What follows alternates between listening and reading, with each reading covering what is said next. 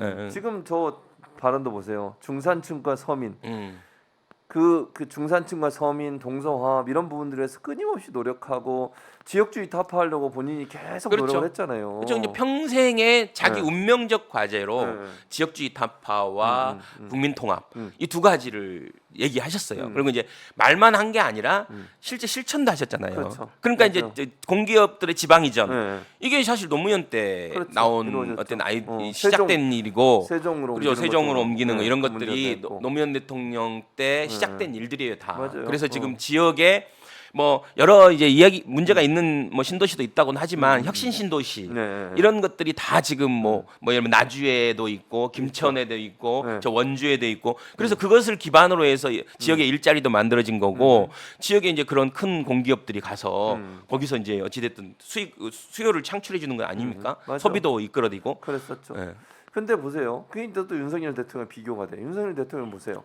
5.18을 헌법 전문에 5.18 정신 헌법 전문에 집어넣자고 본인이 대선 기간에 약속했잖아요. 그렇죠. 지금 원포인트 개헌하자니까 발 빼고 있는 거죠. 발 빼고 있는 거잖아요. 예. 심지어는 김재원 최고라는 사람은 정광훈 목사 교회 가가지고 그냥 정치적으로 한 얘기지 그걸 사실로 믿었냐 이런 얘기까지 했잖아요. 맞습니다. 이게 맞습니다. 뭐 하는 겁니까 지금? 그러니까 약속을 안 지키는 어떤 면에 대표적인 대통령이 윤석열이 아닌가 싶어요.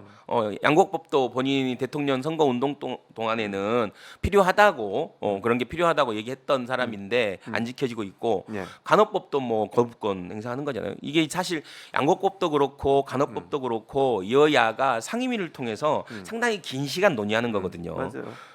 간호법 같은 경우는 작년 1년 내내 여야가 상임위를 통해서 논의하고 그것이 통과된 건데 그럼 그때는 뭐 하고 그렇지. 그때는 대통령 팔짱 찍고 있다가 갑자기 지금 뭐 국회가 통과시키니까 그때서 개입하면 정말로 뭐 이건 낭비죠 서로 국력의 낭비잖아요. 사전에 대통령이 만약에 그런 뜻이 있다라면 대통령실에서 여당을 통해 갖고 조금 더 적극적으로 조정하려고 노력을 했었어야지 전혀 그런 거 없다가 본인의 그러니까. 이제 힘자랑하듯이 국회랑 대립하려는 이런 모습이 정말로 국민들 입장에서는 정말 뭔가 진짜 가슴 찢어지는 일이죠. 맞아요.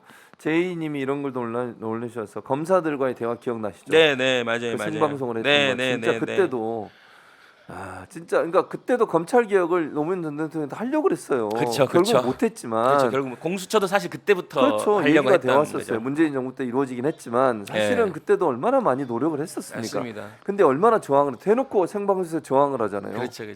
그래갖고 뭐 대통령께서 이제 이 정도 하시면 갈 때까지 가자는 거죠.라고 이제 말씀할 정도로 아무튼 검사와의 대화 때 아무튼 그때 그 검사와의 대화 때 나왔던 사람들이 다 지금 윤석열 정부에서 잘 먹고 잘 살고 있다는 뭐 이런 얘기도 있잖아요. 아마 그때 나와서 그 했던 분들 몇 명 기억이 나는데 아무튼 그 사람들이 지금 윤석열 정부에서 주요 이 활동을 하고 있는 걸로 알고 있습니다. 그러니까 그래서 검찰 개혁도 시작을 했고 여러 가지 부분에서 정말 우리 사회에서 그전에는 한 번도 생각해 보지 못하고 할 염두도 못 냈던 일들을 노무현 대통령께서 대통령 당선되고 나서 실행해 나갔어요. 그래서 저항이 심했고, 그렇죠. 그 보수 언론도 그래서 저항을 계속 한 거거든요. 그러니까 노무현 대통령이 가끔 하셨던 말 중에 이 일에 대해서 할 수 있냐 할 수 없냐가 아니라 이 정도냐 사도냐 이게 자기가 어떤 본인이 문제를 판단하는 기준이다. 그러니까 할 수 있냐 없느냐보다 먼저 고민해야 될 게 이게 바른 길이냐 사악한 길이냐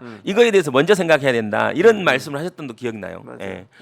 그리고 이제 개인적으로는 가장 가슴 뛰게 했던 말 중에 하나가 대통령 시절에 이제 비가 와도 눈이 와도 내 책임인 것만 같았다. 그러니까 비 오고 눈 오는 건 대통령이 맞아. 어떻게 할 수가 없잖아요. 그렇지. 그런데 대통령을 하는 기간에는 본인이 비 오는 것도 눈이 많이 오는 것도 꼭 내 책임인 것 같았다라는 이 말이 저는 굉장히 이제 정치인들이나 지도자들이 가져야 될 결국은 이제 정치가 가장 해야 될 영역이 책임지는 거잖아요. 맞아요. 책임지는 거. 근데 지금 보면 어떤 사건이 일어나도 어떤 일이 일어나도 책임지는 게 없잖아요. 이태원 참사 그 159명의 정말로 꽃다운 청춘이 사망하고 희생했는데 누구도 책임지고 있지 않고 누구도 사과하지 않는 거잖아요. 맞아요. 이건 이제 정치의 실종이다. 그렇죠. 예, 그래서 리더십의 실종이다라고 저는 개인적으로 보는 거예요. 저는 사실 이제 노무현 대통령이 당선되실 때도 미국에 있었고 안타까운 이런 일이 일어날 때도 미국에 있었고 아. 계속 그랬거든요. 예. 참 미국에서도 가슴 아프고 너무 화도 나고 막 그런 경험들이 있어요. 그렇죠.